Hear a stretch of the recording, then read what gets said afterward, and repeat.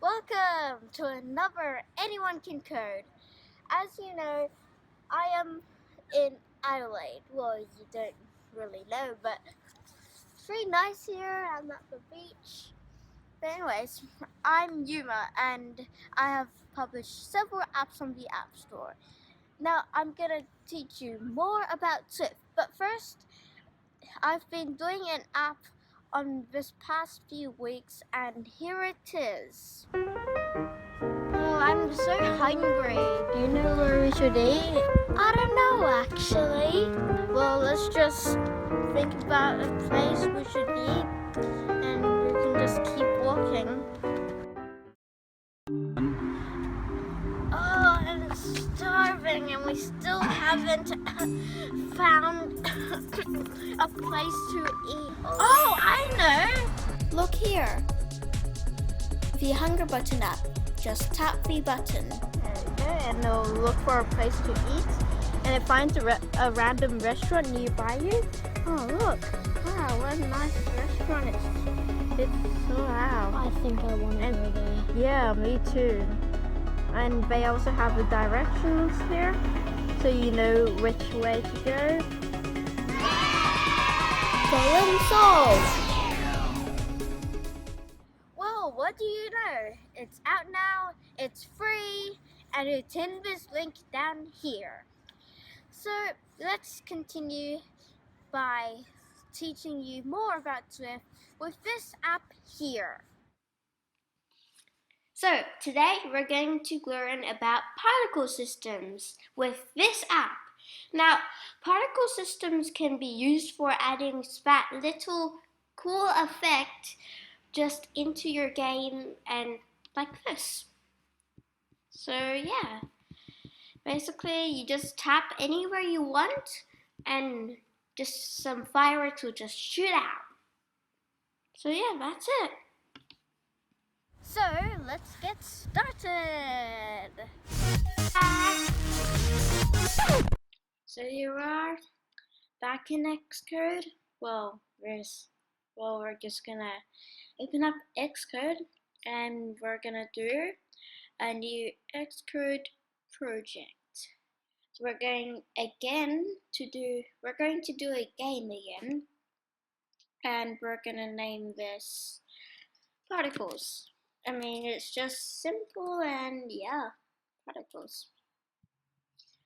We're just going to actually get in with the particles. So first the particles.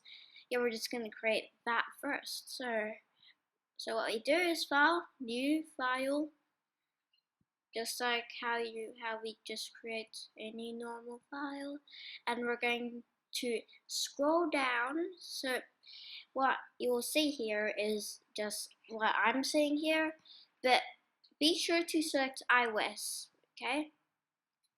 And then what we do, we scroll down to here, the SpriteKit particle file, which you can see here. And we're gonna click next, and there are lots of templates, and they like snow, like there's also rain, there's like rain, fire, just psh. Well, it's just what you think it is. So I'm just gonna go with Spark, and Spark is like fireworks. So what we're going to do here is we're just gonna save this as, well, I'm just gonna call it cool particle. Cool particle. I mean, it's the particle's cool, and yeah. And what we see here is just gonna be a gigantic burst of fireworks, and so there's like lots of things you can do here, and so like you can set the name, so blah blah blah. It won't really change anything. You can set the background, self-explanatory. Well, just the background of, so you can make it party. Cool, right? Yeah, what's so? And you can set its texture, And actually there are some preset textures. There's Spark, which you're seeing now. Bokeh is pentagons, and spaceship is okay. Well, I'm just gonna put this back as Spark. I also like Bokeh, but yeah. So here, the emitter, you can set how fast it emits particles or creates particles. So emit means emit means to create stuff like this over and over again. It's like a dispenser, okay? And then so particle emitter. This is a particle emitter. See, SpriteKit particle emitter. Um, so this particle emitter creates particles.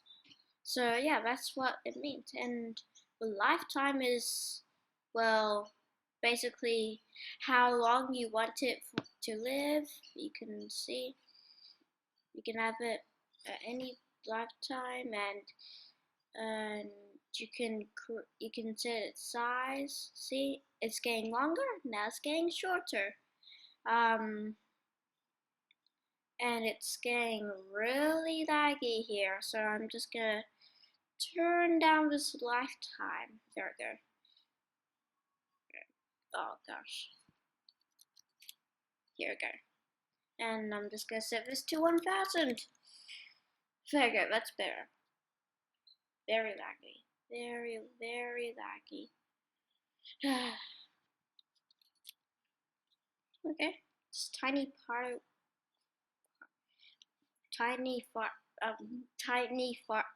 fireworks, and yes, and then you can set its angle like where you want it to emit. Like if you want to emit, you can emit here, you can emit there. Yeah, but since see, you can do shoo. Whoa, it's like particles. I mean, it's like, wow, that's actually cool. But anyway, I'm just gonna set it back to the default 360. There, guys, just, well, why not 180? That's cool. Cool enough. Cool enough. Cool enough. There we go. It's like a hedgehog. It's a hedgehog. And what I wanted to do is actually not spark forever. I just wanted to just spark. So what we do here is set the maximum to 500 and set the birth rate to 1000. There we go. That's cool. Like it looks like a rainbow with an arch, or like an arch. Yeah, then you can set how quick you want it. See, it's so quick, and then it's slow, slow, slow, slow. The acceleration, oh look, it's just going up. Defying gravity, very laggy, but it looks cool. And we can set how transparent we want it to be. See, come on. See, we can make it alpha. Oh gosh, and well, yeah. And we can do the scale. So how big you want it to be. See, it's getting bigger and smaller. Oh gosh, the frame rate's dropping because it's simulating. And then you can do like the rotation. See, it's actually changing, but you can't see it anyway. And you can set how much you want it to blend. So I'm gonna set this to what? Red. Ah, red's a cool color, and then you can make it fade into green. You can see it's just probably, oh gosh. Yeah, but you can tinker around with these and the blend mode, and I like alpha because, well, you can see stuff better. I replace, well, yeah, but yeah, there's like lots of blend modes, so yeah, you can go tinker around with that. So that's the particle sorted, and what we're going to do is we're gonna go back into the game scene, and we'll actually first I'm gonna go to gamescene.sks because I'm gonna get rid of this giant hello world, which is so annoying. And then I'm gonna go back here, get rid of all these stuff. We can get rid of all this code. We can get rid of these functions, and then we can do this. There we go. Well, we only need touches began. We actually only need the touches began function. So if you want, which I'm gonna do, you can just move to view. And okay, so just clean slate, clean code. Okay, so what we're gonna do now is we're going to so in touches began here, we're going to get the file, unpack it, get the emitter inside it, and set some stuff in it, like set some properties or stuff that like the position. Yeah, so what we're going to do here is we're just gonna do if let, so that we're actually getting the touch, or like, see, because touch it, here touches, there's, it's basically like it's an array of UI touches, but we just want to get one, and the best way to go is just to do if let touch equals to touches, not touches, touches dot first, okay, and then so that's getting the first touch of this array of touches, and we're going to, so what we're going to do now is we're going to get the, so we're going to get the location of this touch, so that touch location equals to touch dot location in SK node. Well, we're going to do the SK scene, so it's self, so location in self, and so we can now get the, well, and now we can get the path of the file, so, or this cool particle.sks. So let path, or particle path equal to bundle dot main dot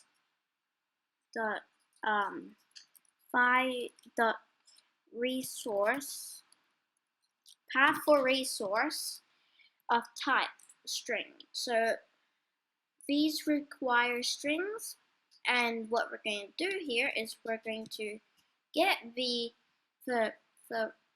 file name, so it's cool particle, and make sure you get all the capitals correct, because, well, if you get one little thing wrong, it'll just mess up the whole particle path. So cool particle, there we go, and then of type SKS, there we go.